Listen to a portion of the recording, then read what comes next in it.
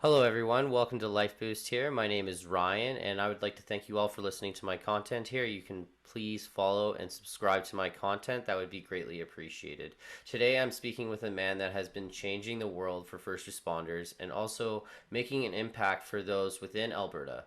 He is focused within helping mental health for first responders and has created two free texting services for Text4PTSI, which is also known for post traumatic stress injury, and also Text for Well-Being. These are two easy services that you can access, and I will provide all the links in the descriptions below about what it's all about in more detail so that you can have a better understanding as to what this app can offer. And we're going to learn more today about this app from the man that has actually created this app. Dr. Agyapong is a clinical professor and a Division of Community Psychiatry at the Department of Psychiatry for University of Alberta. He is an Alberta health scientist, Edmonton Zone Clinical Section Chief for Community Mental Health, and he has served as one of two specialist members on the Health Technology Expert Review Panel on Internet Delivered Cognitive Behavioral Therapy for the Canadian Agency for Drugs and Technologies in Health. He has also served as a mental health expert on disaster medicine with the Canadian Institute for Health Research Communications and Media Relations Department, and he holds two doctorate degrees, a research MD in clinical psychiatry and a PhD in global mental health, both awarded by the University of Dublin, Trinity College in Ireland. He was also awarded by a Certificate of Completion Specialist Training by the College of Psychiatrists of Ireland. And he has been throughout the world throughout his education and training, has created huge steps for recovery for those that are suffering within mental health. He started creating this cause when the COVID-19 pandemic occurred and there was not a lot of resources available to help those around. And he is the guy that has created opportunities for first responders to stand up and fight against this cause. I would really like to introduce my friend here, Dr. Vincent Agyapong. How are you doing, sir? Thank you very much. I'm doing good. I hope you are doing well too. Thank you. What made you want to get into this project? What motivated you to be driven about Text for PDSI and Text for Wellbeing for first responders? Yeah, so I mean, first responders are people who on a daily basis respond to emergencies in our homes, on the streets, in our workplaces, anywhere there's any particular injury of any type, including where, unfortunately, sometimes there are even deaths, they do respond. And therefore, the very nature of their work predisposes them to developing psychological injuries. Post-traumatic stress disorder is very common in first responders. So we thought it would be a good idea to look at really this group of very unique healthcare professionals who support our very physical and psychological well-being. Usually, people want to access services for themselves, and unfortunately, sometimes there are some barriers, and some of the barriers could be stigma, and that's very prevalent among first responders. A reason why some first responders do not seek mental health support when they are beginning to kind of fall under the weight of the very work that they do on a daily basis. There are also other barriers like long wait lists for people to access psychological services. We have also financial barriers. Some services are paid for privately by insurers, but then you have to do a top up or you are limited to a specific number of sessions. And therefore, there are all these barriers. There are also geographical barriers as well. Some first responders live in very remote locations where they are not able to access, the psychological help that they need locally as well. So these are all things that motivated us to look at an intervention that's worked in other situations and thought it to be a very good intervention for first responders because people can be able to access this service immediately. It's very discreet. Nobody knows you signed up. The services come to you from the very day that you're enrolled on an ongoing basis. The content have also been created by mental health professionals, and we've done the research to suggest that it's going to be very helpful for first responders. That's going to be a huge change. And from the expert reviews and from the research that you gathered throughout the time when you were conducting these experiments, what did you find in general for first responders that suffer in, whether if it's within managing their mental health, their emotional regulation? What was the research that you conducted about first responders that they suffered the most in, if that makes sense? Well, there have been a number of different studies that have been conducted looking at first responders specifically. So if you take events like the 9/11, you also take events like the Fort McMurray wildfires. There have been a number of publications that highlight the significant psychological toll that the trauma that these first responders have responded to actually brought to the first responders, as well as to their families as well.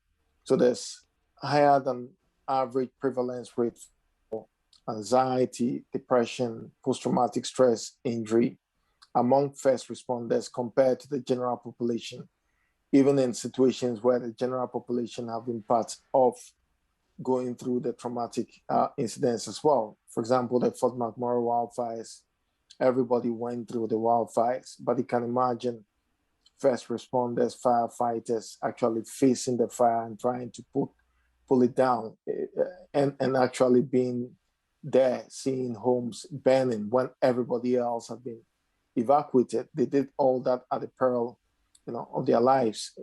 They did that at very high risk to themselves. So the degree of trauma that they go through make it not too surprising that they would suffer higher levels of stress, higher levels of sleep problems, higher levels of post-traumatic stress injury, higher levels of, unfortunately, suicidal ideation as well. That's very interesting. And what techniques would you find that first responders should use when they're dealing with the anxiety and stress of everything that's going on within their career, when they're going to work every day and they're risking their life and the stress keeps building throughout their career because they're not talking about it or they're not communicating it or not knowing how to love themselves? What is the first steps that you'd say that could improve on this? Well, first steps are always talking to somebody, not necessarily even a healthcare professional, even talking to members of your family about what you are going through. It's said that a problem shared is a problem halved. You've not got to bottle things in. There are many other things that people can be able to do for themselves, like, for example, increase the level of physical activity that they are engaged in as first responders, build their physical health as well as improve their mental well-being as well. It's important for them to eat very healthy, avoid a lot of the junk food. There's been a direct correlation between eating healthy and improvement in mental health in studies which have been published using the randomized, kind of control approach. So certainly talking to somebody, exercising, and also eating healthy are three very basic and fundamental things that people should be doing. There are many other things that people should be doing. People should be training themselves, to try and think more in the positive and not dwell on the negativities or the negatives associated with the work that they do. It should be possible for first responders to be able to separate their work life from their home life, for example, to give their mind a break, So you're not going to focus on the trauma that you've witnessed or, the call and bring work home. Try to have very separate lives. So it's important to have, a home life that includes things that are very pleasurable, like watching a movie with your family, going out with your kids, to play soccer, disrupting your mind from just the work load and all the negative things, unfortunately, that you've had to respond to in the workplace. It's a very good way that first responders could protect their psychological well-being. People should also know when they are reaching that breaking point. And when they are reaching that breaking point, reach out for help. As I indicated before, stigma, it's usually a reason why people fail to reach out for help. But if you are to know that 1 in 4 people would at a point in time suffer from a mental disorder, then you know it's a very common thing. You are not alone. We are talking about 25% of the world population at a point in time will suffer from some mental problems that could be classified as a mental disorder. So it's not something that you should be ashamed of, because, as I said, if you are in a room with 100 people, the likelihood is that 25 of them at a point in their life would have some mental disorder. It will be an anxiety disorder, a depressive disorder, or it could be some more serious mental health condition like bipolar disorder, schizophrenia, alcohol use disorder, and so on and so forth. So it's not something that people should be ashamed of. It's important that they reach out for help when they feel that the symptoms they are experiencing is beginning to interfere with their family life, their social life, their occupational life. Reach out for help. Very great knowledge, very good understanding on ways to effectively manage and how to escape that barrier from negativity. And you're reaching that next step. And it's great to hear your insight and knowledge about this, because it's not recognized enough and it's not shared enough to other people throughout the world and throughout Canada. This is not even just a Canadian issue. This is a worldwide topic, and this has been an issue. And like you said, everybody has suffered from a mental health disorder. And people, not just first responders, but people throughout the world do suffer this. And it's been a very big ongoing issue. And the biggest thing is by sharing this knowledge and by trying to explain to people, if you take care of yourself and you follow the steps through mental health professionals, and if you follow the steps that are done by experts, things will be better for you and for your future. If you decide to hold it all in, you're not going to find any success for yourself in any manner. And it's going to cause a lot of issue. When you have done this program, what have you been finding with your studies within this? Do you find that the app has been working very effectively? Do you see it really expanding throughout Canada and throughout other areas? Yeah, so we've been fortunate to have had very good results with the app from the general public's point of view. During the COVID-19 pandemic, we've had over 55,000 people subscribe to the TEXT4HOPE program. Everybody that subscribes receive a baseline survey.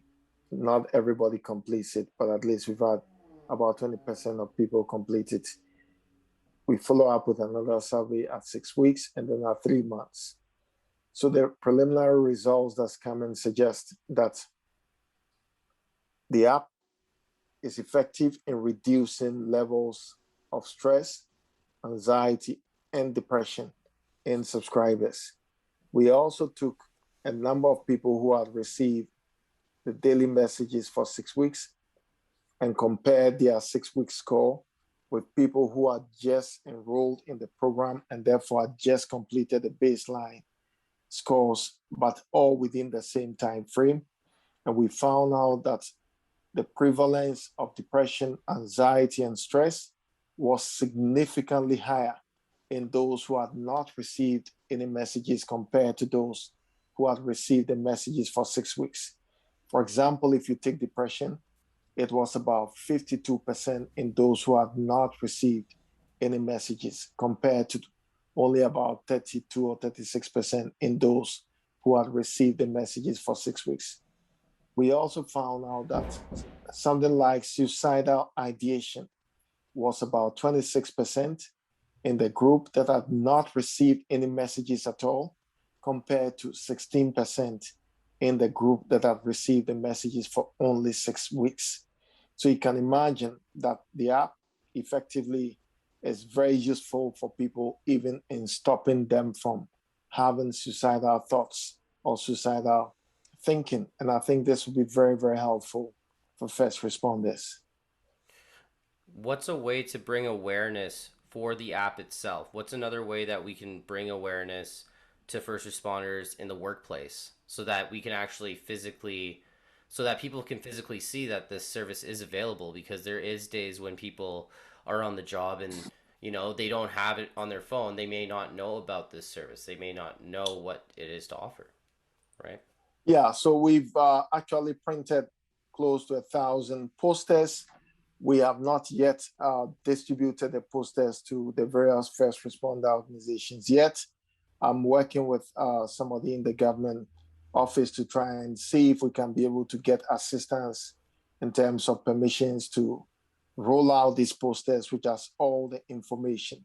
Because, I mean, as you said rightly, so far we've relied on news media items, which are usually just, in the moment. If somebody did not hear about it, or if somebody is not connected to a particular social media or did not follow that social media account at that point in time, then it's very unlikely that they will be aware of this very vital service. But we believe if we have posters right in the workplaces, which are on the walls, in the common areas, where first responders usually come, they do their shift change and stuff like that, Yeah. then it's more likely that people can be able to.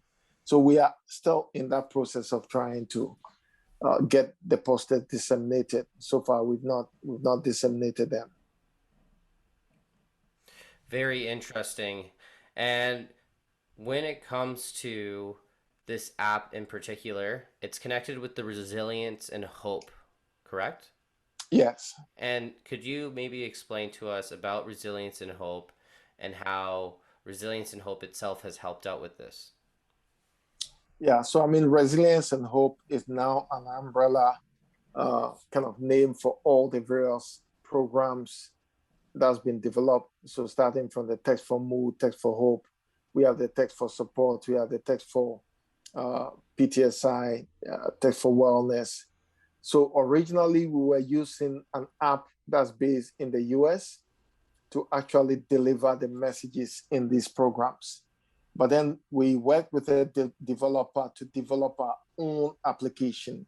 So it's now the first Canadian application really to be able to do this kind of work, not just send messages in English, which the US application could do, but also in multiple languages.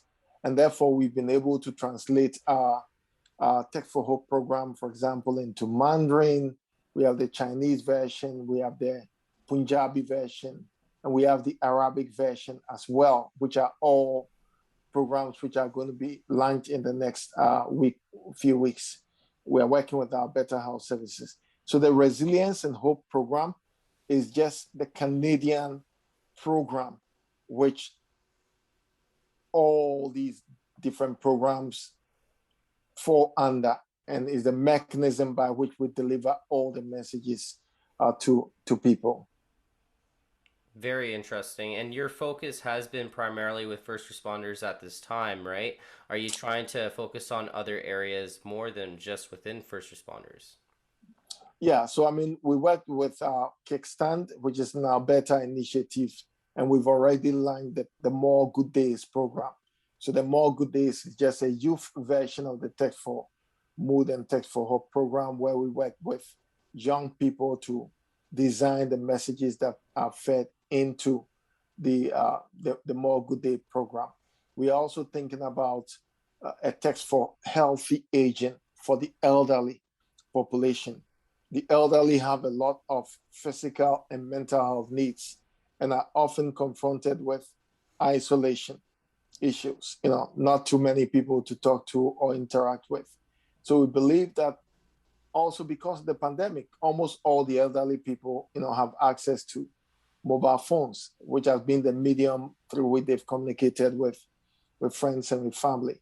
So if we can be able to design a program for them, that's not just targeting their mental health, but also touching on aspects of their physical and social life as well, then that's going to be very beneficial. Most elderly people are on medication for one physical ailment or the other, so even a text message in the morning or evening to remind you to take your medication, for example, to check your blood glucose level.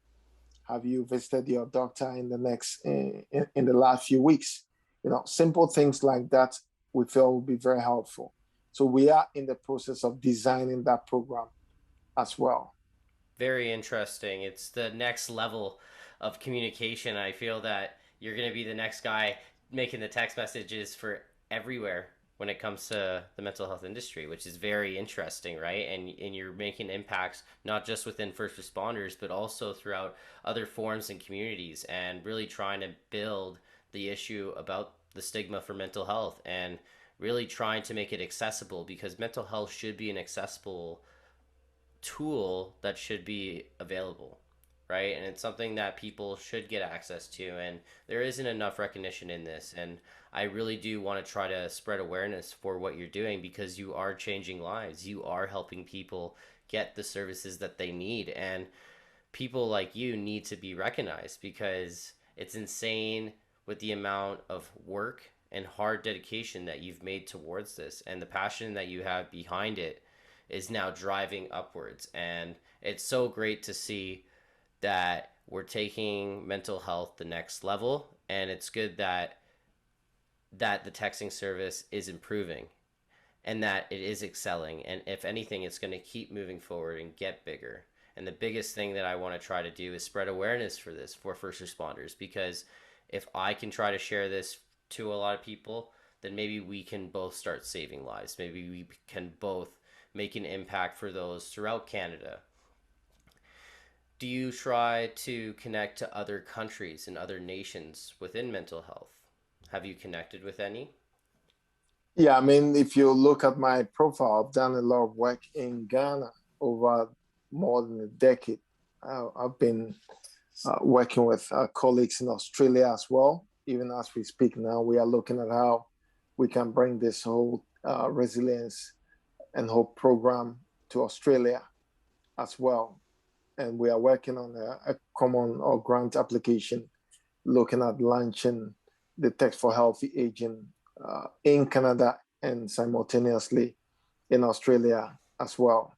So we really are hoping we can be able to reach out to other countries, which is also why we are going with the multi-language version of our programs, so that, for example, we can be able to reach out even to Arab countries, because now we have our messages translated into Arab, you know. Yeah. No, that's super special, right? And Yeah. I just want the world to know that you are traveling around the world and that you are gathering intelligence to really help the main problem for mental health. And without you, it's going to be a hard time not trying to change the world. Like, you're really making that impact. And I would like to thank you so much for taking the time to speak with me and having the time to take your expertise and your advice on mental health itself, right? What are some tools that you would recommend before the end of this video? What would you recommend to those for you and for your mental health? What do you do for yourself? Yeah, I mean, I find that focusing on how you can be of help to other people is a great way to protect your own mental well-being.